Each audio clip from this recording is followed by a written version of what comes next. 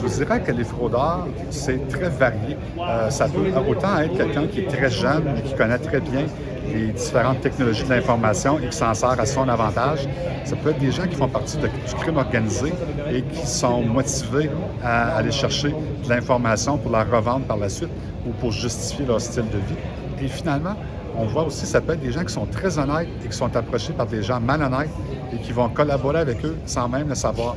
J'ai vu une situation où est-ce que quelqu'un était un développeur d'informatique et il a été approché par des gens du crime organisé qui lui ont dit « On a une nouvelle entreprise qui est en phase de démarrage, puis on veut développer un logiciel contre les fraudes. Donc, on voudrait que toi, tu nous aides comme tel à développer les contrôles à mettre en place contre les fraudes. » Et en réalité, ce qu'ils ont fait, c'est qu'ils identifient des vulnérabilités et eux s'en sont servis pour frauder par la suite.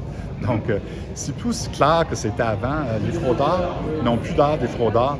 Ils ont l'air des personnes très normales, ce qui fait en sorte qu'ils peuvent se fondre à la population et à ce moment-là, être capables de retirer le plus possible, malheureusement, d'une façon non éthique.